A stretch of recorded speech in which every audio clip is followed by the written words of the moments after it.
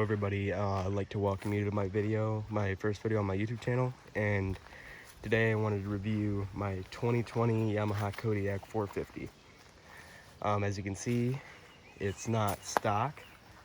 I have done a couple things to it with exhaust, wheels, tires, lights, and that's really all I've done. Not too much to it.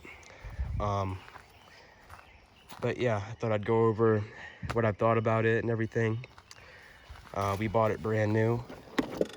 It has 186 miles on it. But so far with it, I've had no complaints about it. And I guess I'll just go over my mods. So the main one that I did was wheels and tires.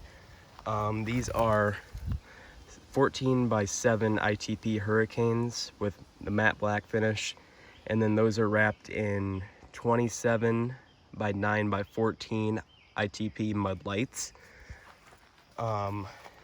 They do have a very aggressive pattern, as you can see. Very deep tread there. I've liked them so far. They probably got about 20 miles on them. Not very much. That back one's pretty dirty because it's dusty out here. But yeah, I've liked them. They are really wide. As you can tell, they stick out a lot. I do not have spacers or anything.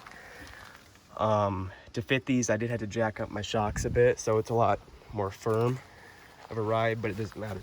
It's really close there, but it doesn't hit, it doesn't rub at all or anything, which I was pretty surprised about it not rubbing. So my next thing, I have a light bar here, just a cheap Amazon light bar, you know. I wasn't really planning on going too expensive. Night light, I've not heard very good things about the brand, but I haven't had a problem. I have my switch up here. Turn that, turns the light on. You can see it's pretty bright, but it did come loose already, as you can see. It rattles right now. I just got to tighten it with an Allen's key, but I'm just lazy and don't do it. But that's that. I do have a winch for it, but I kind of screwed it up, winching myself out of a mud pit. It got caught in between the thing. I can show you guys later, but that's what those wires are hanging down. That's to go to my winch. But what's the other thing I was gonna do? Oh yeah, I do have rock lights I'm gonna put on here. They're not on here yet. I'm planning on doing that pretty soon. I got a smoke tail light here, as you can see. Show it to you guys. Put it on. I like the look of it a lot better in the red one. You know, wire it up down there.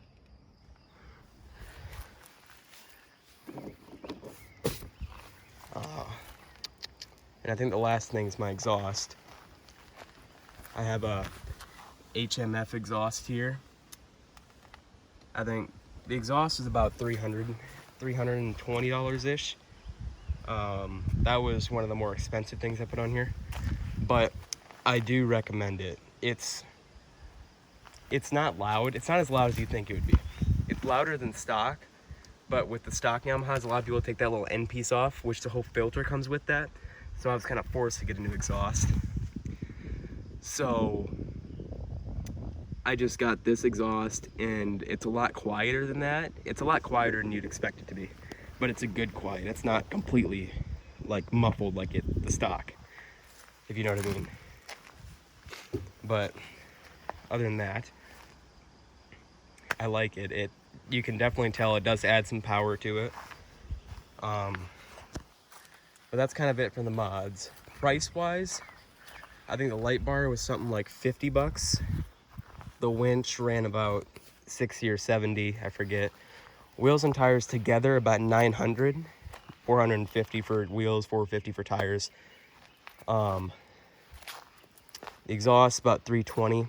The tail light was about 30 bucks, and the rock lights I got were about 50 or 60. So I'm not too far into it. Once the warranty's gone, oh yeah, and these are for fishing poles, because I go fishing a lot and I like to take this fishing. But that's what those are for. But it's a pretty clean machine. I like the look of it.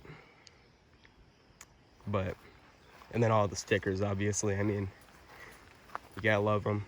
Back to blue. All my HMF, RPO Performance, Power Sports, AMS Oil, NOS. I have a few more stickers coming. Another HMF sticker, American flag, all those Army. But yeah, that's pretty much it. I'll start it up for you, let you guys listen to it. You probably won't be able to tell how loud or quiet it is in the video, but it really isn't that loud. So, you can see it starts right up.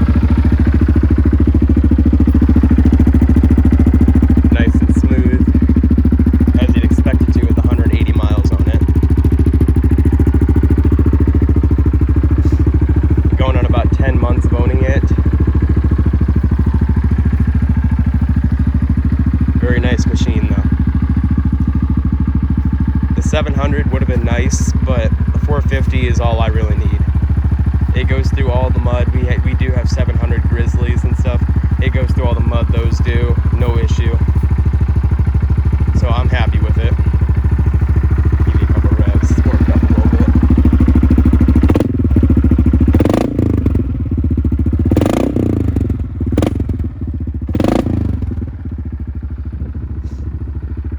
Very nice. I'm taking it for a little spin on the trails. Like do it while holding something. But it is very stiff with the shocks jacked up like that, but I expect it to be when I got the tires. I'm not going for comfort, so it doesn't really matter to me.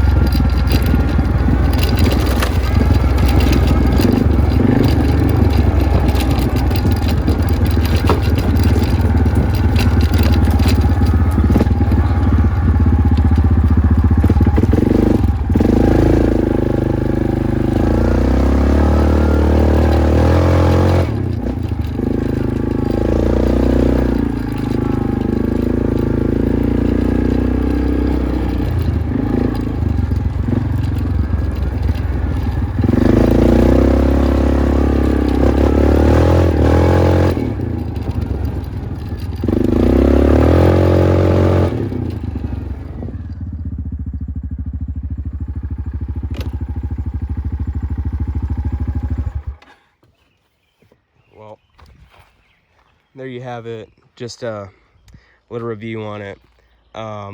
If you are looking for it, it's a great price range. I mean, I think it's like 6 or 7 grand starting, so not bad. And then I have about what, 1,500 into it, not even, to make it look like this. As you can see, it goes through the trails just fine. But yeah, it'll do anything you want it to. It's more of a utility quad. I'd kind of turn it into a mudding quad. As you can see, you can do. Later on down the road, I think I'll probably end up lifting it. Right now, there's only an 1.5 inch lift. I would like to get at least 2. So I'm waiting for a 2 to get out. That's the only thing about this type of quad. The aftermarket is not very good for them. A lot of people don't mod these, which I did, and I guess I'm a little bit different, but yeah, I like it. But as far as the machine goes, great machine. It's been good to me for 180 miles. I don't see why anything would change. But I've driven it all the 180.